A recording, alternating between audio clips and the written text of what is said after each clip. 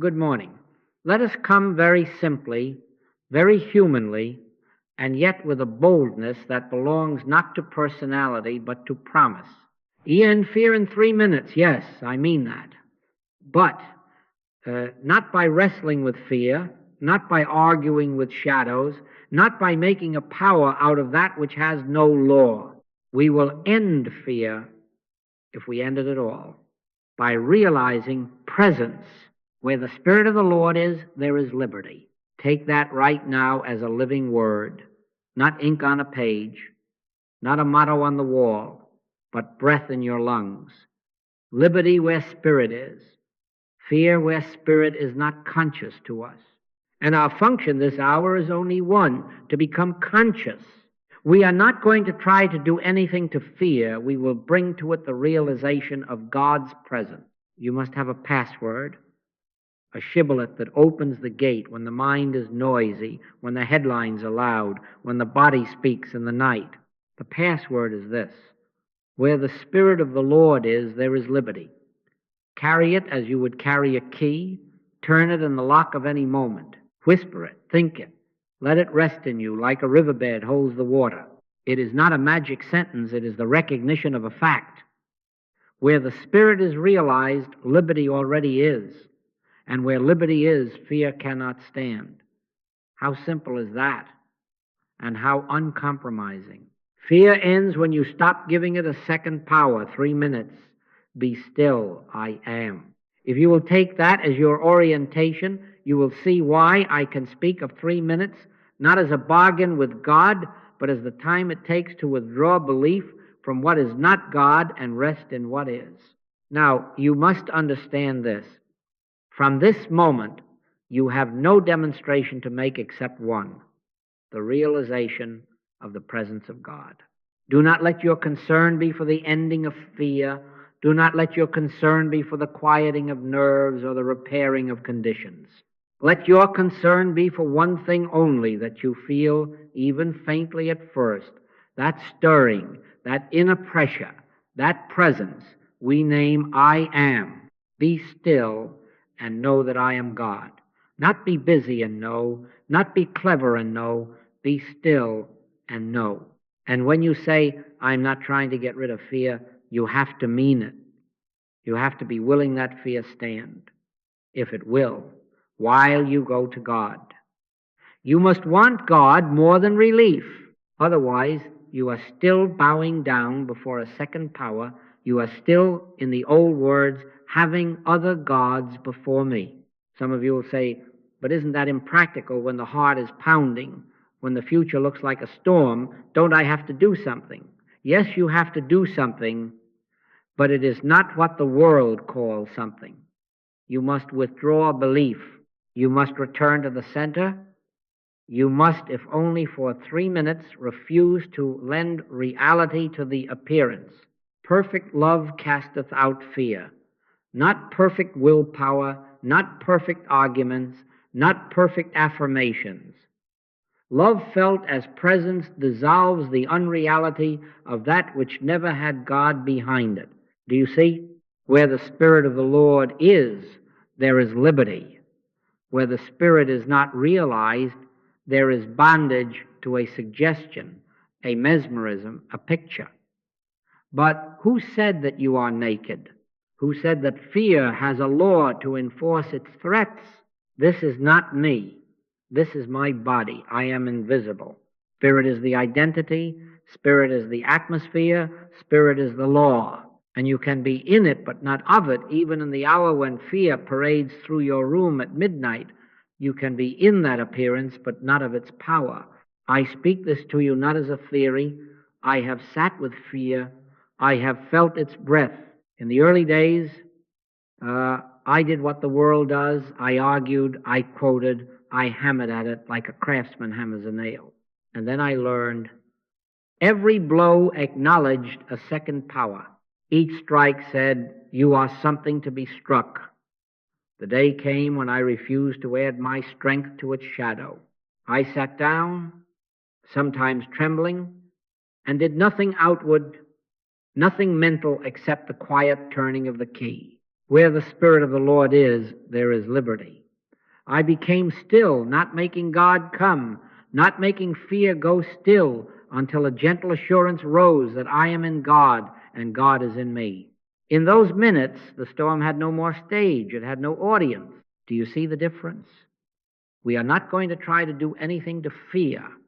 We are going to bring realization to it. And when we attain that, liberty will be found there. Now, do not mistake me. 3 minutes is not a stopwatch stunt. It is simply the time it often takes to shift out of the world's hypnosis into the awareness of one power. Sometimes it is shorter, sometimes longer. But as a guide for the heart, I say to you, when fear appears, give it 3 minutes of holy refusal to act upon it, 3 minutes of sacred stillness, 3 minutes of this password breathed. Where the Spirit of the Lord is, there is liberty. And then, not even seeking a sign, you open your eyes and you go about your business quietly, because the only demonstration has been made, God realized. Results, peace, relaxation, solutions follow as shadows follow substance, but we are not going to chase shadows. You will be tempted, you will to use this for relief. You will say the password and glance at the clock and ask, has it worked? That is the split sneaking back. That is two powers again. Integrity demands that you choose your God. My peace I give unto you, not as the world giveth. If you want the world's kind of peace conditions arranged, just so you will remain a servant of fear, waiting for weather reports. If you want God's peace, you must be willing to sit in stillness for God alone, sick or well, rich or poor, trembling or calm, because your life is not in the condition. Your life is hid with Christ in God. Fear not, for I am with thee. I am is the fact. The rest are pictures. So this morning, we begin with a promise and a standard. The promise is liberty, not later, not after an education in bravery, but now, where spirit is realized. The standard is uncompromising. No fight with fear, no bargaining, no second power. One demonstration only, the realization of God's presence. Carry your password. Let it be in your heart as you walk to your work, as you pay your bills, as you listen to the news. And when fear knocks, don't open the door to argue. Turn the key. 3 minutes. Be still, I am. Where the Spirit of the Lord is, there is liberty.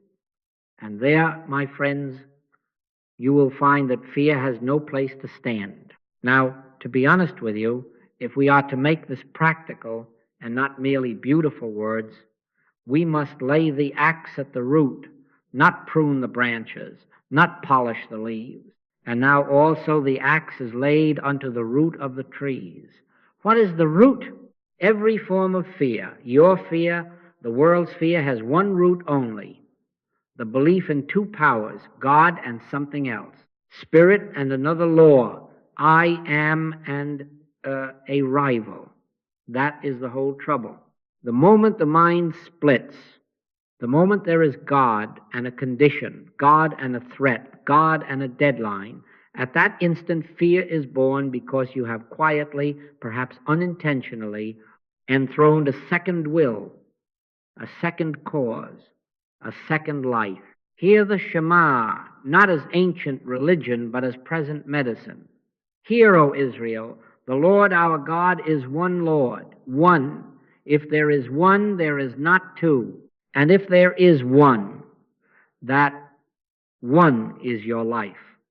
Before Abraham was, I am. Not will be, not was. I am. Where the Spirit of the Lord is, there is liberty. Where there are two, there is bondage. You see, we learned in school what happens when we set aside principle.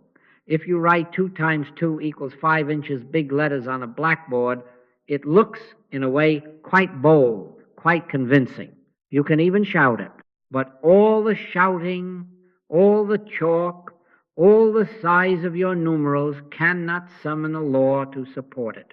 It is not undergirded by principle.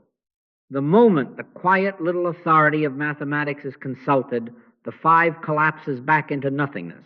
It was never corrected. It was never cured. It had no life to begin with. It was an appearance without law. So it is with fear. Fear is the loud 5 on the board of your mind. It makes a show. It checks your pulse. It counts your days. It calls in experts. But there is no law of God behind it, no creative principle sustaining it. Thou couldst have no power at all against me, except it were given thee from above. If the only above is one, what is there to give fear? Nothing. Nothing at all. So let us reset the question, because as long as you ask, how do I get rid of fear, you have already announced a second power, and you have volunteered to wrestle in its arena. Change the question. How do I stop granting fear a second power? That is the question of a spiritual adult. And the answer is not a trick, it is a posture.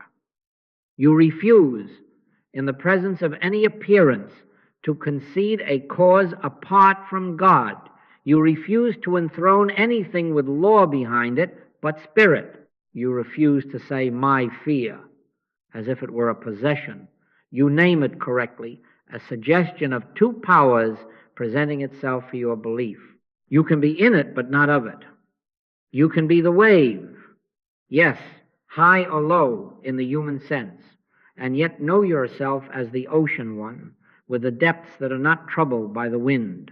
In him we live and move and have our being. Do you see? You do not step in and out of God. You do not fall out of infinity and climb back in by silent prayer. You abide, and the wind plays with the surface. You abide, and appearances rise and subside. You abide, and liberty abides, because where the Spirit of the Lord is, there is liberty. Now, when I say I am, please, do not think I mean Joel or your name on a driver's license. I am is the name of the One. I am that I am the unfragmented presence. When fear whispers, but what about tomorrow? Your answer is not a plan for tomorrow. Your answer is I am. When the body speaks loudly of symptoms, your answer is not a war against the body. It is the quiet knowing, this is not me. This is my body. I am invisible. I am spirit knowing itself as the Son of God. You are not fighting. You are not pushing the 5 around the board. You are recognizing that only principle governs, and principle is one. Then, watch what happens. The heat of fear cannot live where there is no oxygen of second power to feed it. It starves, not because you killed it, but because you would not believe it. Some of you will say, but it seems so real. Of course it seems real. The horizon seemed to be the edge of the world in 1492. Men were certain that beyond that line was death. They drew lovely maps to prove it. But where, pray, was the law? None. The earth was round, whether minds consented or not. In the same way, the mind has drawn for you the edge of your safety, your savings, your diagnosis, your politics, and it says, sail not beyond dragons there. Do you see that you are being asked to accept a curved line as a precipice? Ye shall know the truth, and the truth shall make you free. Truth does not fight the map. Truth reveals the map, was a story held in mesmerism. That is why our work is to know the One, to abide as I am, and in that knowing the line vanishes. Now, very gently, let me correct an inner dishonesty that sneaks in here. You say, all right, I accept one power. And then, under your breath, if only one power will change this. That is bargaining with a God you do not yet trust. That is 2 powers in a tuxedo. No, we are not going to try to do anything to the condition. We are going to bring the realization of God's presence to our consciousness. And when we attain that, liberty will be found there. Do not let your concern be for the state of the world, the state of the bank account, the state of the nerve. Let your concern be that you feel, even as a feather touch within, that presence pressing out through you. That is your whole demonstration. One only.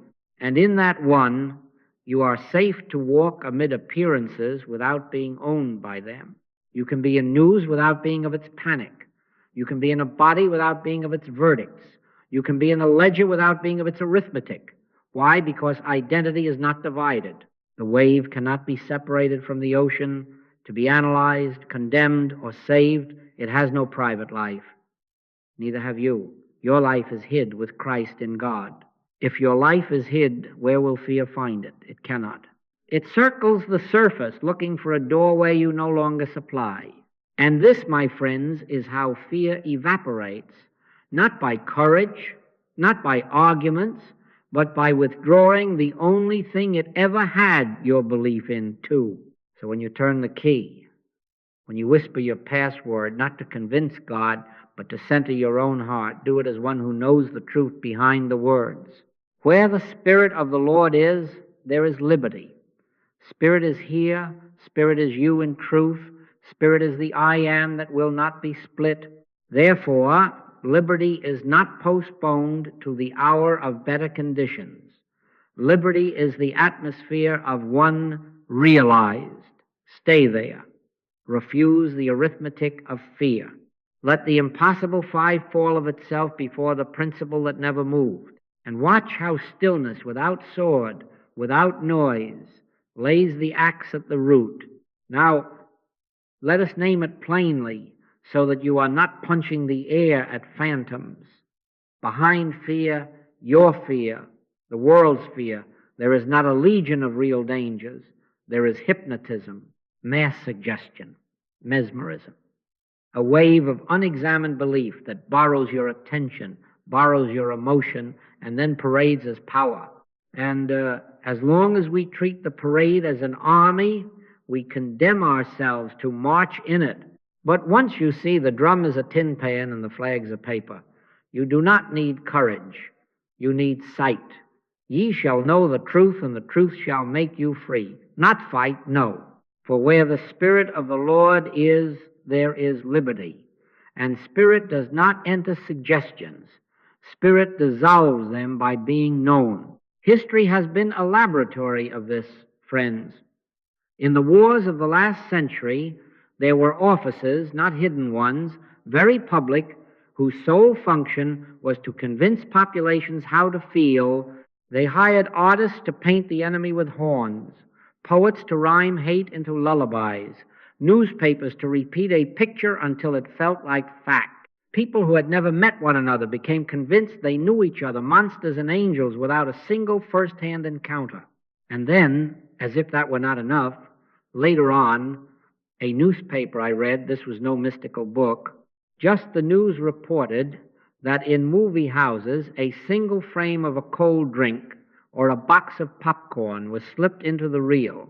So fast the eye could not see it, and somehow the body rose and went to the counter to purchase subliminal, they called it, below the threshold. Now, when an entire world is being fed frames, fear frames, lack frames, body frames below the threshold all day and night, tell me, is it any wonder that we wake in a panic and cannot say why? Do you think you own that panic? Do you think it is your private tragedy? It is a wave, it is a hypnosis, and it has no law of God behind it. What gives it its kick is not its might, but our consent. The unexamined belief becomes a felt reality. A rumor at a bank is just air until 10 people withdraw, and then 100, and then, look, reality. No, look, consent took shape. Law did not move. God did not alter. Someone blew a frame across the minds of a city, and the numbers on a ledger took on the majesty of Sinai. Man shall not live by bread alone, and may I add, not by digits, not by stock charts, not by the ebb and flow of a marketplace that reflects nothing but collective sentiment. I am not asking you to deny that rents must be paid and food purchased, I am asking you to deny that dollars are power. With him is an arm of flesh, but with us is the Lord our God. You can be in the business world without being of the business world's fear. You can read the sheet and not bow to it. You can handle money honorably and yet know that life is not sourced there. When you catch your breath at a headline, whisper your password. Where the Spirit of the Lord is, there is liberty. Liberty from what? From enthroning a second power under ink and paper. And then there is the body. Oh, how the mass sense loves to turn the body into a god and a goat. It adores microscopes and ignores the infinite. It makes a museum of symptoms and a shrine of fear. Who told you that? Who said that you're naked? That question is not sarcasm, it is salvation. Who told you that you are a body in trouble? Who told you that your life depends on a reading? This is not me. This is my body. I am invisible. Say that softly, not to defy a doctor, not to play brave with the flesh, but to correct mesmerism. Identity is spirit. We look not at the things which are seen, but at the things which are not seen, because the seen is temporal and the unseen is eternal. Your life is hid with Christ in God. If your life is hid, where shall a symptom find it? It can flash upon the surface, yes, but there is no law of God by which it may fasten upon you as identity. Now watch the method, because if we do not get this right, we become metaphysical scolders, and that is just another form of fear. We do not deny experience. We deny its authority to be a second power. If the heart races, you do not stand over it with a pointing finger. You are not racing. You are not racing. That is silliness. You sit very still and you refuse to crown the racing with a cause opposite God. You refuse to declare, this has power over my life. You bring one thing only, presence, to bear upon that moment. Be still and know that I am God. In that knowing, the very same sensation can be observed without capitulation, and more often than not, it melts because it has lost its theater. But even if in that minute it does not, who has been crowned? Not the suggestion. You have honored God as one, and the axe is laid to the root. Fear announces itself by proxies, a push notification with a trumpet, a whisper from a timeline, a friend's tense story, a late bill, an ache, a cloud over the future. They are all frames. They come wrapped in urgency because hypnotism rides urgency the way a pickpocket rides a crowd. And again I say, we are not going to try to do anything to the frames. We are going to see them as frames. We will not be conformed to this world, this age of suggestion, but be transformed by the renewing of our mind. Renewed to what? To the consciousness of one power here and now. Not later, not after conditions settle. Here and now. Then headlines are headlines. They are not laws. Bank accounts are tools. They are not God. Bodies are garments. They are not selves. And the moment you see that fear's voice, which seemed like thunder, is discovered to be a gramophone under a blanket, winding down without your hand laid upon it. But it feels so strong, you say, yes, as dreams do. Consider the nightmare that wakes you sweating. You may even put your hand on the wall to find the light. Was there a tiger to kill? Was there a house to rebuild? Or was there a waking to enact? The problem was not fixed. It was unmade by consciousness rising to itself. That is not denial of experience. That is denial of unreality's authority. Likewise, when the world trance presses on you, you do not have to make a case.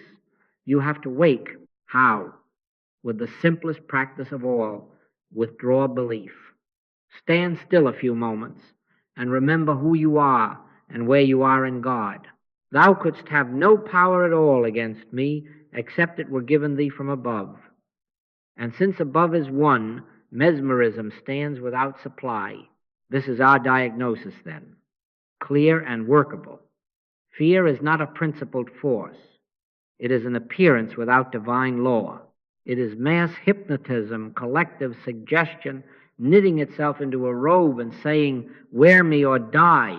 You are not required to wear it. You are required to see it, to name it, and to refuse it, the only energy it ever had, to your consent to two powers. In that refusal, which is a quiet yes to God, "My peace I give unto you, not as the world giveth," not the peace of good news after bad, but the peace of one presence realized before, during, and after any appearance. Carry your password gently. Say it into the clamor. Where the Spirit of the Lord is, there is liberty. Liberty right there in the suggestion's face. And watch how the world's trance loosens its fingers, how the grip that felt like iron proves to be mist, and how you, in it but not of it, walk free without striking a blow.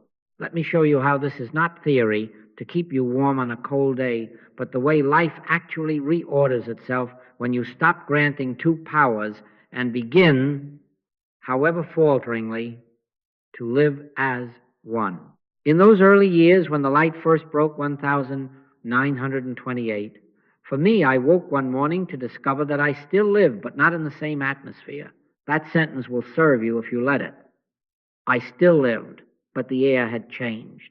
The furniture in the house was the same, the street was the same, the bank account was what it was, the friends were the same friends, but I was not walking in the same climate. I had not made a list to improve myself. I had not hammered out a regimen to become holy. I had only been caught by a presence. It was as if some inner sun had risen, and the fog that used to seem like my horizon disappeared without a wind. And what surprised me most was how tastes fell away of themselves. The amusements that had furnished my evenings, cocktails, bridge, theater, no longer called to me, not as a sacrifice, not as a righteous decision. They simply had no atmosphere in this air. You know, you can't make yourself dislike what you love. That is just another contest with a second power. But if a different life is living you, you discover that the very appetite has had its root severed. If any man be in Christ, he is a new creature. Old things are passed away. Past. Not battled, not pried off. Past. This cost me, in one sense, because those who were companions in the former climate could not follow me in there. We remained fond of one another, but the breach widened. They asked, "What is wrong? Have you become odd? Are you against fun?" And the truth was, neither could I go back, no matter how I tried to wear the old coat for their sake. Why? Because consciousness had changed. And when consciousness changes, life changes. I still lived, but not in the same atmosphere. The river had turned. The same banks were there, but the current had a different source. I had to tell the truth to myself. I had not improved conditions. Conditions had been relieved of their importance. "My peace I give unto you, not as the world giveth." That peace was not the reward of rearranged circumstances. It was the climate of presence realized. Where the Spirit of the Lord is, there is liberty. Where, not when. Now, please understand the point, because if you miss it, you will take from this only a pious resolution. The outer shifts that followed did not come because I pushed on externals.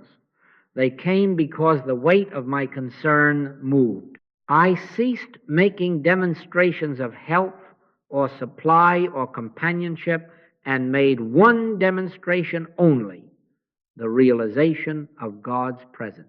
And when the atmosphere altered, practicalities followed as a shadow follows a body across the lawn. No one chases his shadow with a net. You stand in the light and the shadow composes itself. Likewise, fear had been given a stage by my divided attention. The moment attention returned to one, fear's stage hands had no orders. The curtain would not rise and the play could not go on. Ye shall know the truth, and the truth shall make you free. Not free when this happens or that, free where truth is known. I recall one sequence with money, because money is where hypnotism struts. In those days, a bill would arrive and the gut would tighten, and the mind would start its parade calculations, borrowed worries, consultations with the almighty digit. Then the practice began to take. Sit down, be still, 3 minutes, if that is what it takes, and withdraw belief. Do not fight the bill, do not flatter it, do not beg for a miracle. Be still and know I am. Seek ye first the kingdom of God and his righteousness, and all these things shall be added unto you. And you know what happened? I opened my eyes into the same world and found that the inner posture had snapped back into its right place. The check that came, the arrangement that presented itself, the idea that rose up to meet the obligation, those were the shadows. The substance was the silence and the liberty there. Conditions trailed consciousness. When I chased the digit, it multiplied its faces. When I realized the one, the digit resumed its proper place, a symbol, not a god. It was like that, too, with the body.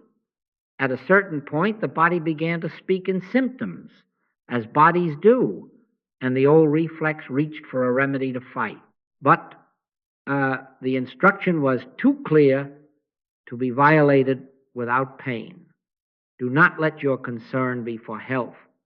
Let your concern be that you feel that surging of the spirit within you. So I sat. I did not deny the sensation. I denied its promotion to a second power. In him we live and move and have our being. If that is so, then even while the body mutters, I am, remains the life here and there. In that stillness, the fear that had swelled behind the symptom lost its oxygen. Sometimes the symptom dissolved quickly, sometimes it did not. But the stage fear's theater got no encore. Where the Spirit of the Lord is, there is liberty. Liberty first. Relief follows, when and as it will, without your bargaining. Do not think that this is a permission to neglect the common duties. It is precisely the opposite. When consciousness changes, you find yourself more faithful in the small things, more accurate with your accounts, more tender with your family, not because you are striving to be good, but because a different life is living you. I will put my laws into their mind and write them in their hearts. The law shows up as order without anxiety, as action without fear. And if a taste, a habit, a pastime falls away, it is not a crusade. It is a leaf dropping in autumn because the tree is obeying its life. The life is the thing. The frond is not the palm. Do not mourn the leaf. Rejoice in the root. Presence first, and the branches assume their ordained shape. So let me redirect your effort right now. Stop pushing on the screen. Do not stand at the mirror trying to fix the reflection. Stand still in presence and watch the reconfiguration of the picture as a matter of course. If you will sit for those simple minutes when fear proposes its narrative and refuse to believe in two, you will prove for yourself what I am saying with these lips. Life arranges itself around realized presence. You can be in the world and not of its panic. You can be among conditions and not subject to their verdicts. Where the Spirit of the Lord is, there is liberty. Where you are conscious of Spirit, their liberty breaks forth as changed taste, as reordered days, as quiet strength in the midst of clamor. Let consciousness move, and life must follow. Let life come first, and you chase shadows in circles. This is reorientation. From this hour, do not measure progress by what has happened out there. Measure by whether, when the suggestion enters, you turn the key instead of joining the chorus. Measure by whether the inner air changes, whether even faintly you can say, I still live, but not in the same atmosphere. If that is true, Then the parade outside will soon find it has lost its drum major. It will wind down. And you in it, but not of it, will walk on with a quietness that cannot be argued with, because it does not come from an argument. It comes from I am. And where the Spirit of the Lord is, there is liberty. Now we come to the crux where, if we do not tell ourselves the truth, we will spend the rest of our days practicing beautiful phrases and wondering why fear revisits with new masks. The crux is spiritual integrity. I do not mean morality. I mean inner honesty about what we actually want. And if we listen in the quiet, most of us will hear a whisper that while the lips say, I only want God, the heart has a little list folded in its pocket: safety, a calmer pulse, a favorable market, a report that reads all clear. That list is not evil. It is merely the confession that two powers still sit on the throne. We are still bargaining. God, I want thee if thou wilt also manage these items. My friends, that is not the prayer of one. That is a negotiation with a God we have not met, a God in our image. And fear loves that posture because it leaves a seat for it at the table. What then is integrity here? It is this, and it is non-negotiable. When you say, I am not trying to get well, you have to mean it. When you say, I am not trying to get supply, you have to mean it. Do not let your concern be for health. Do not let your concern be for income. Do not let your concern be for harmony in the household. Let your concern be that somewhere within you feel that surging of the Spirit, that feather touch of presence that is not of your making. You have no demonstration to make from this day onward except one, the realization of the presence of God. We are not going to try to do anything to the condition. We are going to bring to awareness the presence that is already the life of this place, and when we attain that, liberty will be found there. My peace I give unto you, not as the world giveth, not as relief after the storm, not as a raised glass to a successful outcome, but as peace before, during, and after any appearance, because peace is the climate of one. Where the Spirit of the Lord is, there is liberty. You may say, but be fair. I have a family. I have responsibilities. Yes, and so do I, and so did the Master, who said, take no thought for your life, and in the same breath fed the multitude and paid the tax from a fish's mouth. Taking no thought does not mean negligence. It means you refuse to enthrone thought as a second power. Integrity is not an abdication of daily faithfulness. It is the end of bargaining. It is the willingness to say with a steady heart, sick or well, rich or poor, applauded or ignored, I am determined that the object of my life is spiritual awareness. Where your treasure is, there will your heart be also. If your treasure is relief, your heart will chase conditions and fear will always have leverage. If your treasure is God, your heart is hid with Christ in God, and fear, circling, finds no purchase. You can be in the responsibilities, but not of the fear of them. You can be in the details without being of their verdicts. Integrity seats you in, one, and two has nowhere to sit. Now comes the place where I will offend some pious habits for your freedom's sake. Give up gratitude for outcomes. Stop thanking God for improved conditions. Do not come dragging testimonies of raised figures and settled disputes as payment for presents. Be grateful for God as God. Be grateful that I am is, and that in that one is your being. Why? Because when you are grateful for outcomes, however lovely, you are quietly encoding a second power into your worship.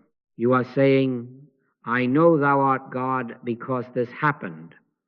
And the other half of that sentence, though unspoken, is, and if this does not happen, I am not so sure. That is bondage in a tuxedo. Man shall not live by bread alone, not by paychecks alone, not by heartbeats per minute, not by friendly circumstances, To live by God is to be satisfied with God and to measure peace by God alone. Then, if health appears, you bless. If supply appears, you steward. If friendships bloom, you rejoice. But your gratitude is not for the shadow, it is for the light that casts it. And should a shadow alter, your praise does not flicker, because the light was your treasure. I know how hard this sounds, because I tried to say the brave words while keeping a corner of the contract. I have in the past knelt and said, I am not trying to get well, and then, under my breath. But it would be wonderful if I have said, I only want Christhood, while scanning the ledger. And each time fear kept a foothold, not because God withheld anything, but because I had laid another offering on the altar. Results. Integrity at last demanded that I say and mean, though he slay me, yet will I trust in him. Not that God slays, but that even if material sense seems to die on me, even if the arm of flesh withdraws, I will not shift my treasure. That is not theatrics. That is the posture that closes the door on two powers. When that happened, I discovered a remarkable quietness filling in the space where fear used to mutter. Why? Because bargaining had been its oxygen. Surrender had collapsed the split. Picture the parable of the merchant who, finding one pearl of great price, went and sold all that he had and bought it. All that he had, his cleverness, his little lists, his assurances, his gratitude ledger. He did not sell the junk and hold back the heirlooms. He sold it all for one thing. That is integrity. Or here again, leave your nets and follow me, and I will make you fishers of men. We want to follow while keeping one hand on the net just in case the sea of spirit does not yield. Integrity is letting go of the just in case, not to prove a point, not to coerce God into a display, but because you have seen enough of two powers to know there is no life there. The pearl is the presence. The nets are our bargains. One or the other must go. How do you know you are walking this road and not merely reciting it? You will find a particular temptation fading, the urge to check if it is working. That urge is always a thermometer of two powers. Integrity does not ask for signs. It abides in I am and lets life be what it is while letting God be God. Then, curiously, without your hand on levers, order shows up, provision lines up, the body quiets, the conversation softens, not because you earned them with discipline, but because the play of fear found no stage. Thou wilt keep him in perfect peace, whose mind is stayed on thee. Stayed, not sprinted to in an emergency and then dismissed. Stayed because God is the treasure, and treasure holds the gaze. So let us set this seal upon our hearts. If you would be free of fear, want God more than relief, want God more than certainty about tomorrow, want God more than applause or comfort or even clarity, say it out loud in your chamber if you must, and mean it. Sick or well, rich or poor, I am for God. My one demonstration is the realization of thy presence. Then when the suggestion comes to bargain, if only this would ease, then I could pray, recognize the sneaky second power, and decline the trade. Sit down for your few minutes, as we shall do, and let the hunger shift from outcomes to reality. There, in that integrity, the split has nowhere to stand. And you will find for yourself that where the Spirit of the Lord is, there is liberty. Not because you achieved a result, but because you refused to enthrone one. All right, let us do the one thing that makes all the other things unnecessary. We are going to sit together, not to think a thought into place, not to push a condition aside, not to argue with fear, not to recruit courage, but to withdraw belief from a second power and to realize presence. Decide that now. Set the container in your own heart. For these few minutes I will not fix, I will not bargain, I will not rehearse the facts. Be still and know that I am God. That is the direction. If it helps you, watch a clock, 3 minutes, but the clock is not the master, the consent is. Remember, we are not going to try to do anything to the fear or to the condition. We are going to bring into our awareness the realization of God's presence. And when we attain that, liberty will be found there, because where the Spirit of the Lord is, there is liberty. Now, first minute, close the eyes gently, not as a defense, but as a courtesy to the inner room. Unclench the will. Let the shoulders drop. Let the tongue soften in the mouth. Say softly, without drama, I am not trying to change anything. Let that settle. Again, I am not trying to change anything. If the mind pulls at you with a protest, but what about the bill? What about the pain? What about tomorrow? Answer it with the same simplicity. I am not trying to change anything. We are not denying a sensation. We are denying its promotion to a second power. Bring your password. Not to get liberty, but to acknowledge that it is present. Where the Spirit of the Lord is, there is liberty. Not will be, is here. Whisper it as you would speak to a dear friend who needs no convincing. We are not working on conditions. We are consenting to presence. Do not let your concern be for health, for supply, for a verdict. Let your concern be that even like a feather upon the heart, you feel that surging of the Spirit within you. If you feel nothing, be honest and still. It is not your business to stir the wind. Be still and know. Now, second minute. Rest attention in the felt fact of being, not in a picture, not in a mantra you squeeze, but in the simple I that is aware.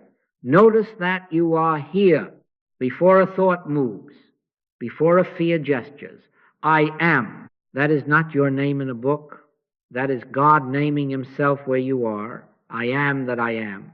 Let fear, if it wishes, pass like a figure on a screen. You are not the screen. You are the light by which the image appears. You can be in it, but not of it. If the heart flutters, let it flutter and refuse it a throne. If a headline marches into the mind, let it march past and refuse it a crown. Each time fear raises a hand as if to say, consider me, answer without heat. I am, not I am afraid, not I am working on it, I am. In him we live and move and have our being. Stay there. You see? The sensation or the thought is an object in awareness. It is not the life that is aware. You need not push it away. Pushing is granting it law. You need not hug it close. Clinging is worship. You look at it from the atmosphere of I am and let it pass without pursuit. If words rise up, let them be few and true. I am, thou couldst have no power at all against me, except it were given thee from above, and since above is one, the gesture has no issuing office from which to draw authority. If the mind says, but isn't this irresponsible? Smile inwardly. We are being most responsible. We are refusing to split God. Now, third minute. Consent to one power. This is the axe at the root. Offer even your desired relief back to God. Yes, even that. Not my will, but thine be done. And mean it. When you say, I'm not trying to get well, you have to mean it. When you say, I'm not trying to get rich, you have to mean it. I am seeking first and only the realization of thy presence. Place the whole bundle outcomes, timelines, hows and whens on the altar of silence. Stay very quiet now. Let the guideline be this. If speaking rises, it rises to consent, not to acquire. Where the Spirit of the Lord is, there is liberty. Let the sentence finish the thinking for you. Liberty is the atmosphere of one realized. Do not look to see if something has changed. That is bargaining, and it ushers the second power back through the side door wearing a hat. Sit as if all is already included in the one, because it is. If a tremor of peace touches your chest, do not clap. If nothing special seems to happen, do not frown. The seed falls into the ground and works in silence. Grace moves of itself when we have ceased moving it. My peace I give unto you, not as the world giveth. Receive that without checking the clock, without peeking under the lid to see if the soup is boiling. Our part is consent to one, the rest is the government upon his shoulder. Now we seal. A soft thank you, not for a change in conditions, not for relief showing its face, but for realized presence, whether faint or full. Thank you. Give up gratitude for healings, for increased supply, for any form of good. Be grateful for God alone. That thank you is not the period at the end of a successful technique. It is the bow of the heart to the one who is never absent. Open the eyes, but do not break the atmosphere as if crossing a border. There is no outside to presence. You will discover, if you practice as I have outlined, that 3 minutes like this, honest, surrendered, unbargaining, withdraws the only oxygen fear ever had, your belief in a second power. And the appearance that had seemed to sit upon the throne will be found sitting upon a stool with no legs. Sometimes you will watch it fade right there. Sometimes you will walk back into your day and discover that the parade lost its drumbeat and wandered off.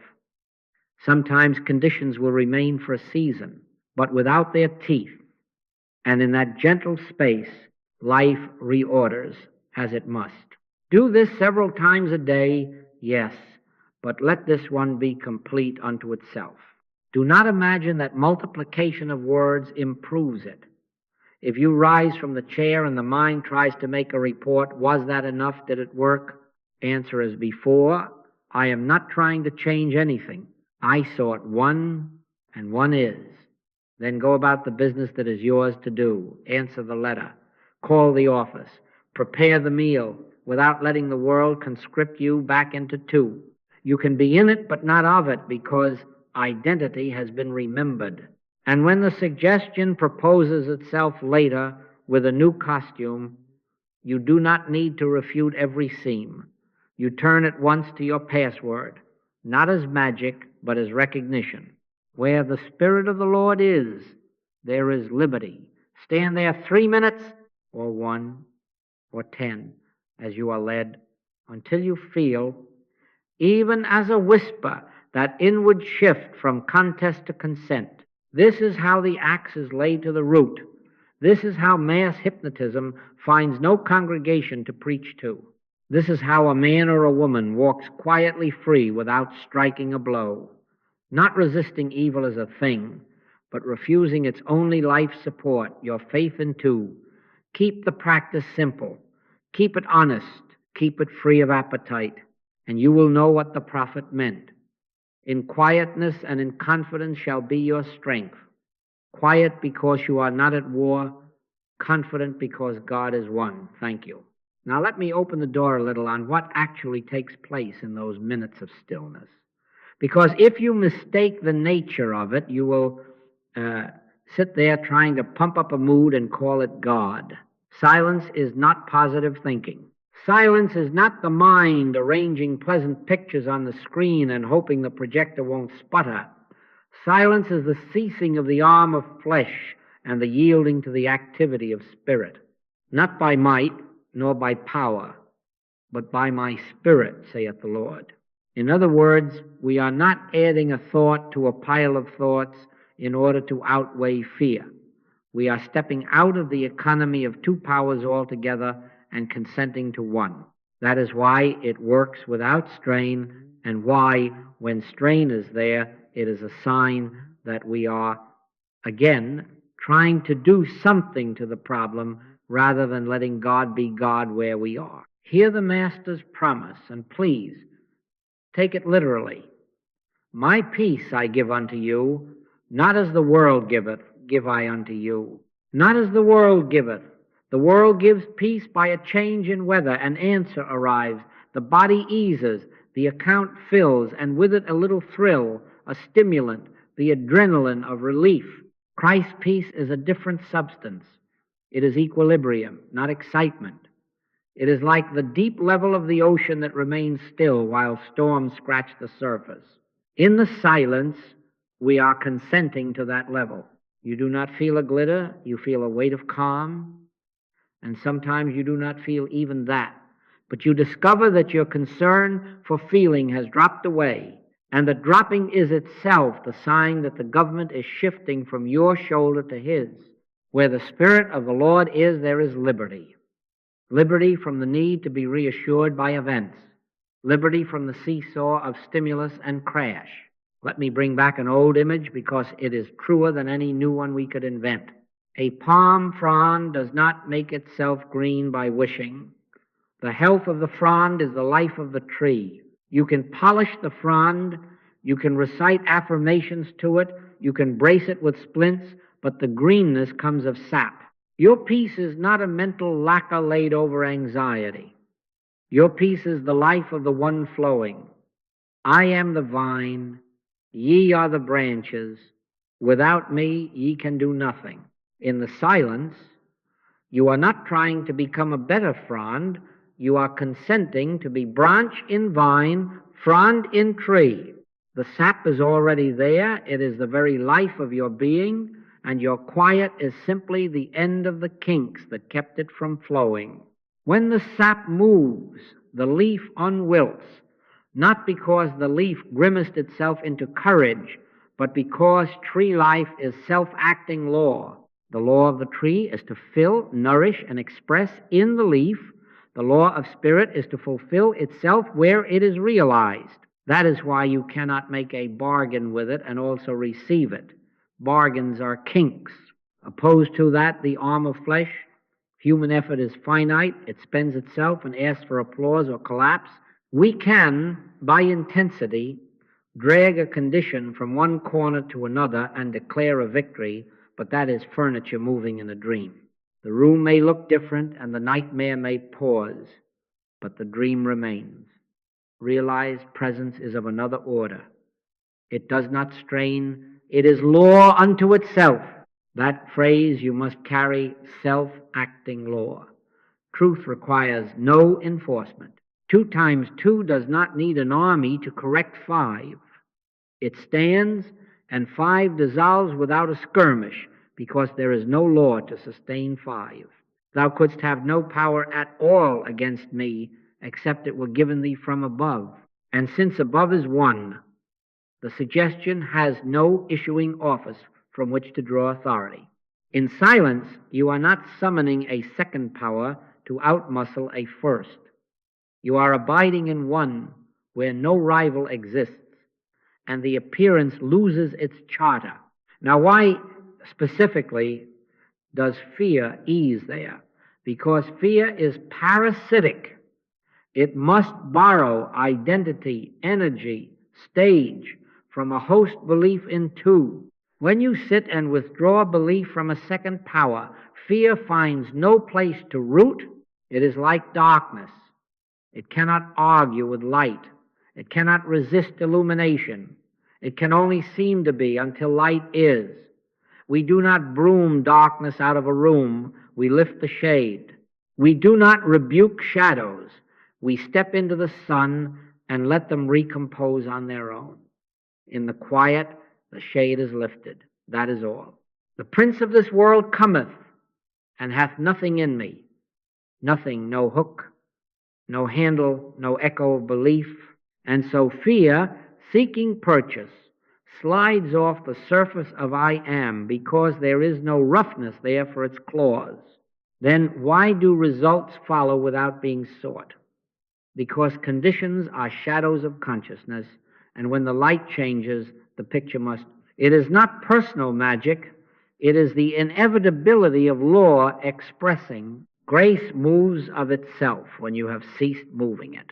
The law of life is to manifest order, integrity, wholeness, and when your interior debate falls silent and you consent to one, The self-acting law fulfills its nature as form. A body that behaves more like a servant than a tyrant, a day that arranges with less friction, provision, that shows up as idea, contact, supply, without your fingers on strings. You did not attract it. You stopped obstructing it. The government shall be upon his shoulder, not yours, not your stratagems, not your fevered gratitude for outcomes. His. This is why you do not have to peer under the lid in the third minute. The soup is not yours to boil. You are to abide, and the vine conducts its life through the branch. And notice another thing. As this becomes your climate, even in faint degrees, you find that your so-called courage is not a stance you hold. It is an absence of something that used to gnaw. The gnawing was the belief in two. When that belief is not fed, you do not become bold. You become normal in the kingdom. Thou wilt keep him in perfect peace, whose mind is stayed on thee. Stayed, not frantically glanced at. Stayed because you have discovered that the peace you feel is not an emotion you manufactured. It is God's own nature recognized. My peace I give unto you, not as the world giveth. That peace is the sap. That peace is the law. That peace is the explanation of why the outer scene, in due course, shows forth liberty without your chasing it. So understand this and rest. In the silence, you are not earning results. You are consenting to reality. You are not hypnotizing yourself into optimism. You are waking from hypnotism into I am. There, law functions as law, grace moves as grace, and fear, having lost its host, drifts away like mist when the sun rises. Where the Spirit of the Lord is, there is liberty. Not because you staged a rescue, but because one is what is and you stopped arguing.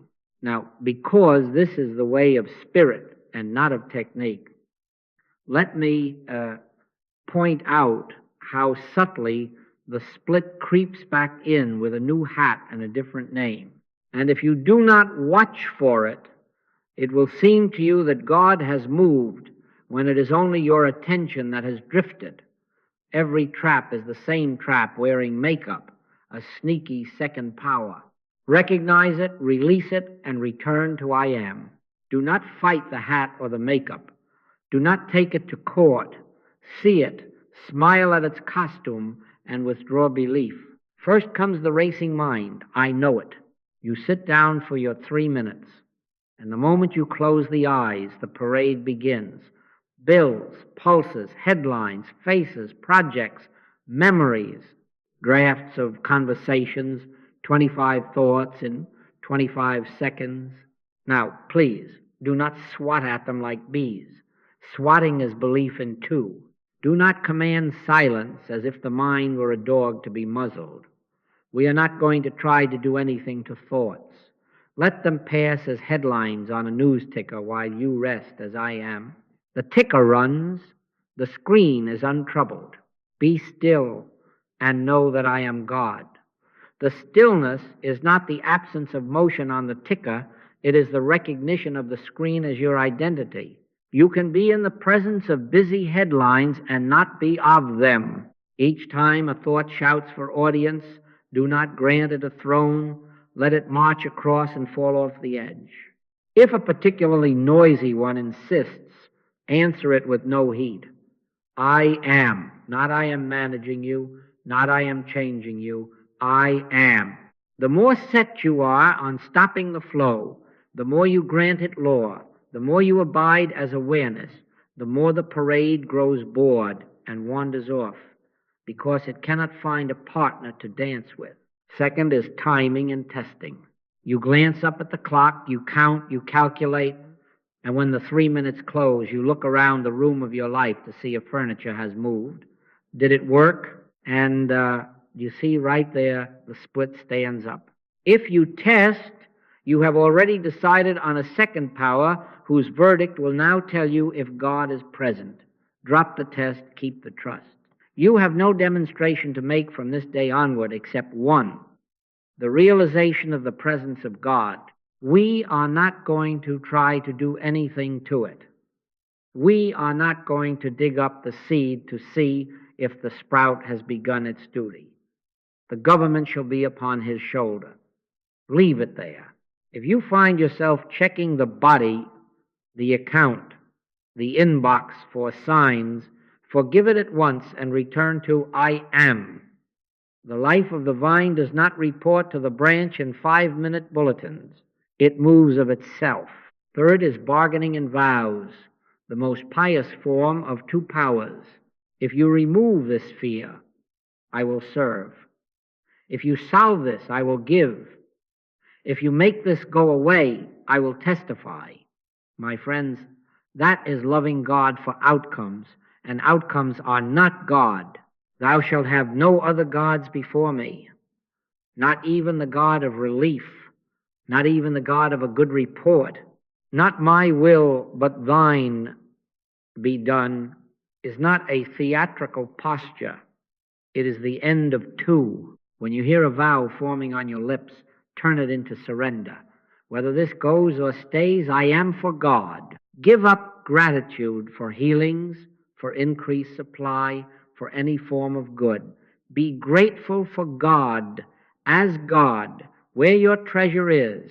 If your treasure is a result, your heart will be tossed like a cork. If your treasure is present, your heart is hid, steady, quiet. My peace I give unto you, not as the world giveth. World peace is a bargain. Christ peace is a bequest. Fourth is the relapse narrative. You had a fine hour, perhaps even a week of quiet, and there it is again. A flutter in the chest, a headline, a conversation, and you say, I've lost it.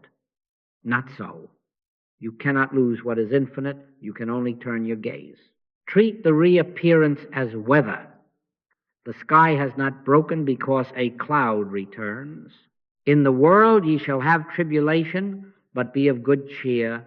I have overcome the world. Be of good cheer means do not dramatize the cloud. Do not drag it into a courtroom called What Went Wrong. Simply return to your password, without heat, without shame. Where the Spirit of the Lord is, there is liberty. Sit down for your 3 minutes and do exactly as before. The prince of this world cometh, and hath nothing in me. No hook, no handle. If emotion rises, let it have its wave and pass through. You remain the ocean level that is not moved by every breeze.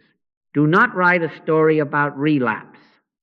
Stories are support for two powers. Recognition and return are all. Fifth, and now I speak plainly because you must hear it if you are to go on, there is the third degree moment, the willingness to face the death of material sense.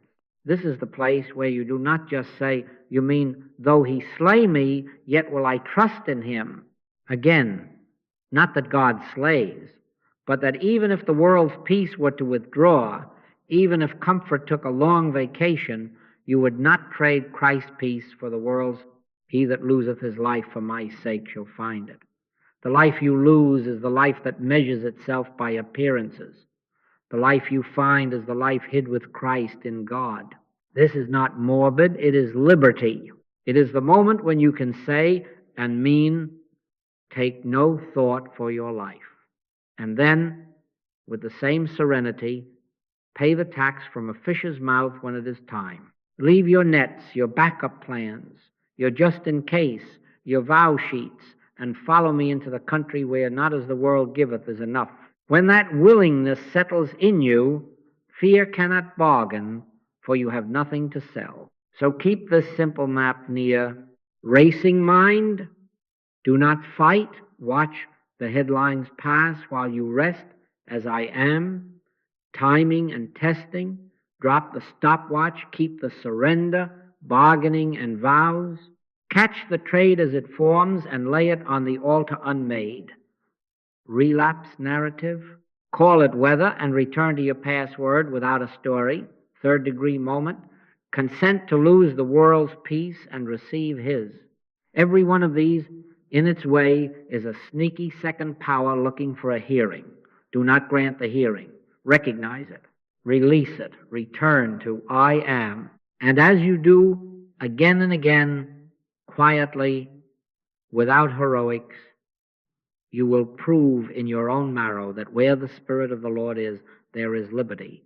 Not because you outwitted the traps, but because one is, and the traps have nowhere to stand. Thank you. Now, we do not leave this in the chair. If it lives only in a sacred minute and does not walk with you to the sink, the steering wheel, the spreadsheet, it becomes a lovely memory, and fear, quite practical, will wait for you at the corner. Integration is simple and uncompromising. Make a rule of life and keep it as you would keep a promise to a beloved, at least 3 times a day, morning, midday, and evening. Sit in quietness until you feel, even lightly, that surging of the Spirit within you. Not a mood, not a trance, presence. Do not let your concern be for length.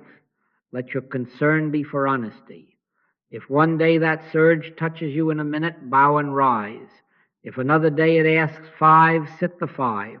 We are not going to try to do anything to the conditions that wait outside the door. We are going to realize the presence of God, and when we attain that, liberty will be found there. Because where the Spirit of the Lord is, there is liberty. That is the spine of your day. Then come the micro moments, the stitches that make the garment hold. At the first twitch of anxiety, do not wait until it is a storm. Take the password. Elevator doors close and the floor tightens under your feet. Do not fill the box with your breath. Fill it with truth. Where the Spirit of the Lord is, there is liberty. Inbox pings and the old reflex reaches for dread.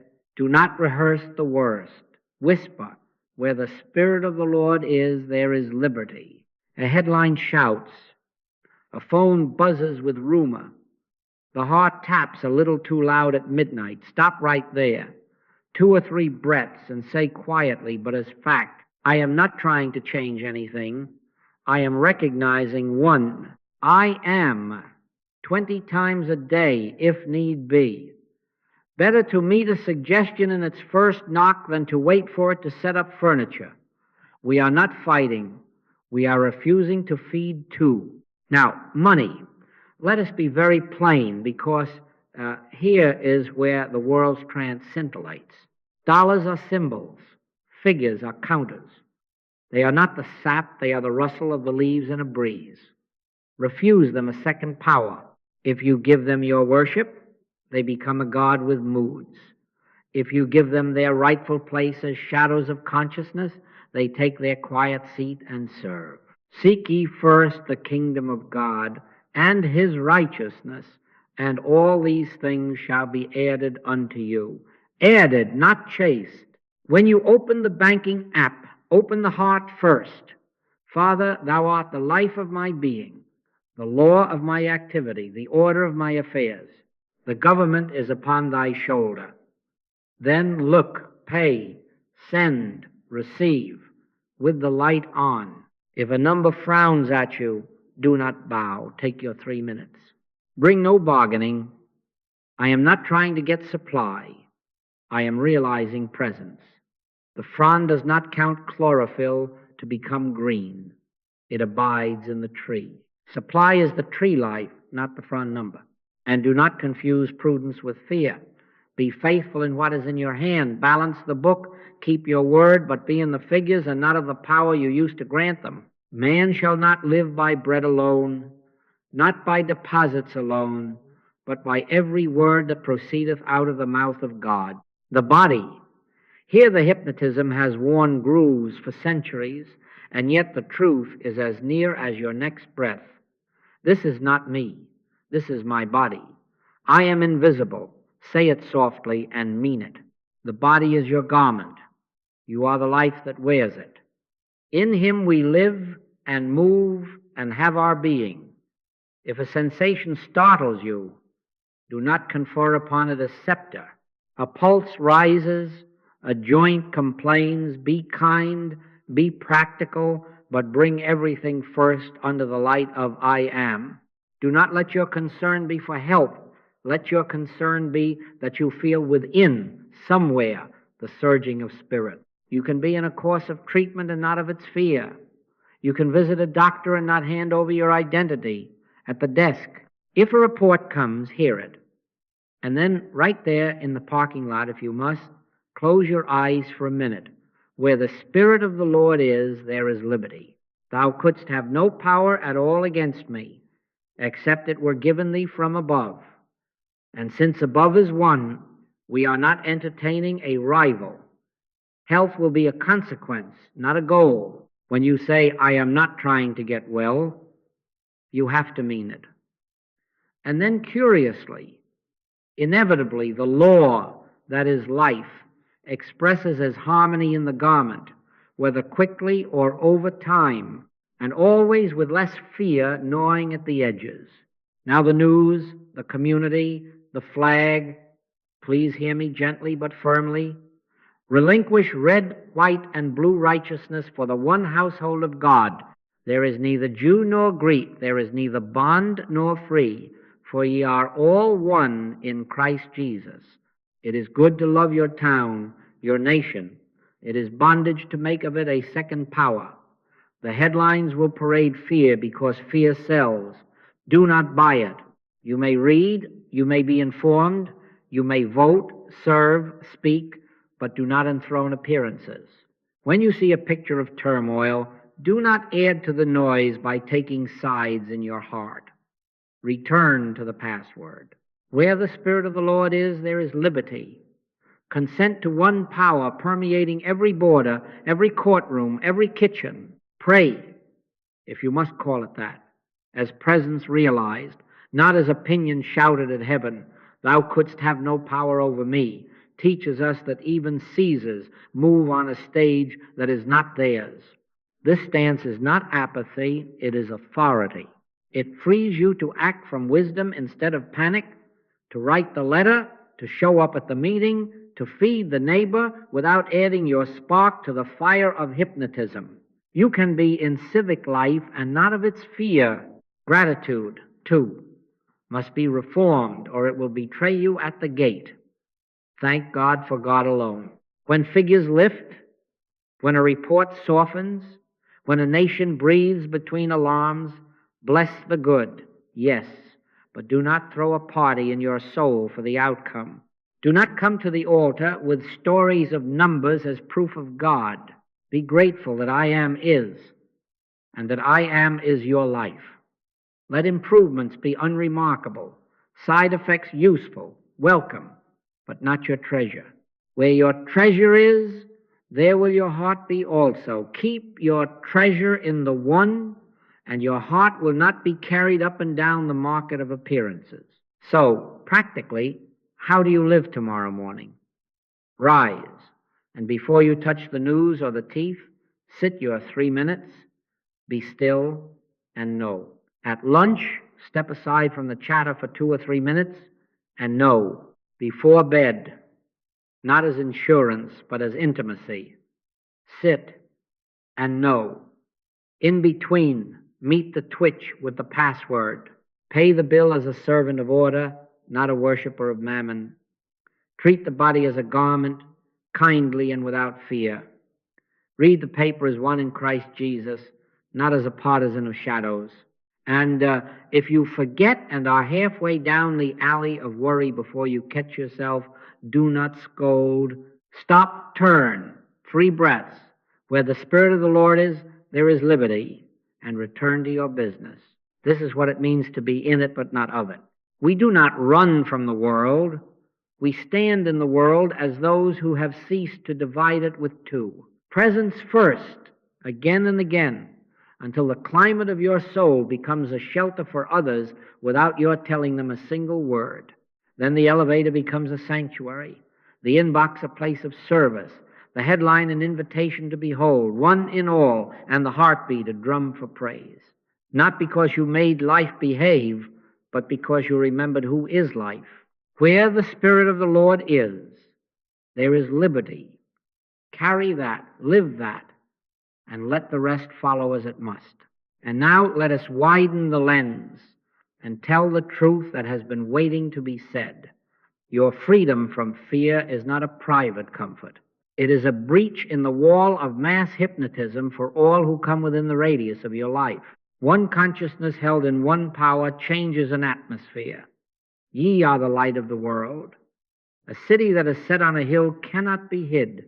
Light does not lecture the room. It simply is. And darkness is found without law. When you refuse a second power in your own breast, the house, the office, the streetcar, the store, each of these feels the pressure shift. You will notice it not by applause, but by the softening of faces, the easing of talk, the lessening of that brittle edge that has become the world's normal. Why? Because hypnotism requires agreement to perform its tricks, and you are withdrawing your vote. Where the Spirit of the Lord is, there is liberty. That liberty is contagious, not by propaganda, but by presence. See yourself, then, as one of the Hebrews in the wilderness. They did not travel without a standard. They marched by banners, tribe by tribe, and above them by day a pillar of cloud, by night a pillar of fire. The Lord is my banner, Jehovah Nissi. Take this as your banner and carry it high where only the heart can see. Where the Spirit of the Lord is, there is liberty. Lift up a standard when the enemy seems to come in like a flood. Not a standard of anger, not a standard of argument, a standard of realized presence. Make of that sentence your flag over the tent of your home, over the desk where you work, over the bed where you rest. You will find that those who pass under that invisible banner breathe as if the air had changed, and it has, not because you became a personality of strength, but because you consented to one power where two had been tacitly enthroned. Let me say again, and then again, until it becomes the one demonstration of which you are incapable of being talked out. You have no demonstration to make from this day onward except one, the realization of the presence of God. We are not going to try to do anything to fear. We are not going to fix the body, nor fight the news, nor manipulate numbers. We are going to realize presence. And when we attain that, liberty will be found there, because where the Spirit of the Lord is, there is liberty. 2 times 2 does not rally troops to conquer 5. It stands, and 5 melts for want of law. The government shall be upon his shoulder. If you will not keep trying to snatch it back to yours, if you will not keep slipping outcomes under the table as conditions of your trust, you will discover law, acting as law, grace moving of itself, and fear losing its stage because you stopped furnishing it a theater. Now, take this from counsel to covenant. For 30 days, make it a clean promise, not a pious hope. 3 minutes, 3 times a day, you will sit, morning, midday, evening. You will sit, and you will not seek a feeling. You will consent to one. If there is a day when it feels like nothing, you will not scold the nothing, you will keep the appointment. If you forget, you will not dramatize the forgetting. You will return at the next bell. In the spaces between sittings, when the twitch arrives, you will meet it at once with the password. Where the Spirit of the Lord is, there is liberty. And you will add nothing to it, no bargaining, no vows, and please, give up gratitude for outcomes during these 30 days. When improvement comes, and it will come, but often by a path you cannot predict, do not throw a party for the result. Thank God for God. Thank I am that I am. Deepen gratitude for the giver until the gifts blush and step back into their rightful anonymity. Do not let your concern be for health, for supply, for a change in the weather. Let your concern be that you feel somewhere the surging of spirit, and if you do not feel it on a given day, let your concern be honesty, not my will but thine be done. When you say, I am not trying to get well, you have to mean it. Then health, supply, order, and opportunity become the quiet added unto, not the gods that whip you. Out of that covenant flows a vision too large for private borders. One household, one power. There is neither Jew nor Greek, there is neither bond nor free, for ye are all one in Christ Jesus. You will find that your prayers lose pronoun. You cease praying as a citizen with a flag and begin consenting as a member of one family for whom borders are lines on maps but not lines in heart. This does not make you less practical, it makes you more available. You do not withdraw from civic life. You walk in it unarmed by hate. You do not neglect the body. You wear it without fear. You do not despise money. You keep it in its place and see to it that it serves silently as an instrument of blessing. My peace I give unto you, not as the world giveth. That peace does not take sides, it takes over. It does not bully outcomes, it reveals order. And as it does, what looked like 5 loaves among thousands is suddenly enough because one is present, whether or not a headline notices. And you will see this too, and it will make you smile in a quiet way. Children will rest in rooms where you have sat. A colleague who lives in alarm will find, without understanding why, that an old argument loses its thrill when it nears your desk. A neighbor will bring you a story geared for outrage and forget the punchline halfway through. You did not do it to them. You did not even try. You stopped paying the hypnotist. The prince of this world cometh and hath nothing in you, and therefore nothing in that moment to grip in them. That is how liberty spreads, not by crusade, but by the absence of a second power where once there was a ready audience. Be still and know that I am God. Be still and watch how stillness in due course becomes policy in your household and policy eventually in your street, and at last, as God pleases, in places you will never visit. So, my friends, this is our charge. March under the banner that reads in letters large enough for the heart to see, where the Spirit of the Lord is, there is liberty. Keep to one demonstration only, presence realized. Keep to 30 days of 3 minutes, 3 times. Keep to gratitude for God and let every outcome go where outcomes go. Keep to one power in the midst of appearances that shout 2, 10, 1,000. And when you falter, do not make a religion of the falter. Return to I am. Good morning began with a promise.